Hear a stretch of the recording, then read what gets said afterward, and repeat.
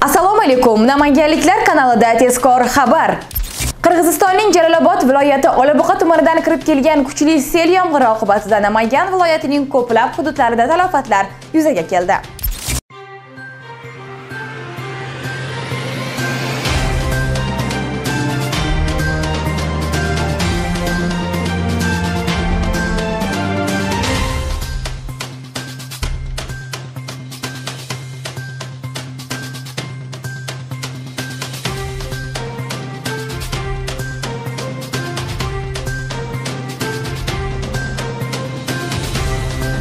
Namangan To'raqo'rg'on Chortoq avtomobil yo'lining 15-kilometrida joylashgan ko'prikka sel tufayli talafot yetkazilgan bo'lsa, Pop tumanida ko'plab avtomobillar halokatiga sabab bo'ldi.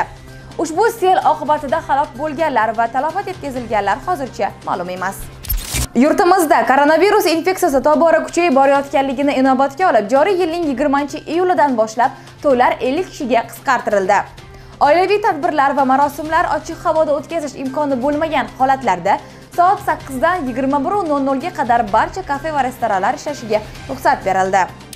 20-iyul kuni Tojikiston prezidenti Emomali Rahmonning 64 yoshli singlisi Qurbonbi Rahmonova vafot etdi.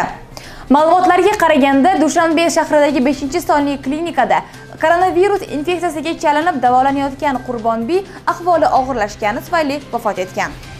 Namangan shahar Navoiy ko'chasida istiqomat qiluvchi aholi qariyb 5 oydan beri ichimlik suvi yo'q ekanligidan aziyat chekmoqdamiz dedi. Namanganliklar.uz kanali botiga kelgan ushbu murojaatlarni namanganliklar.uz YouTube sahifasida kuzatib borishingiz mumkin.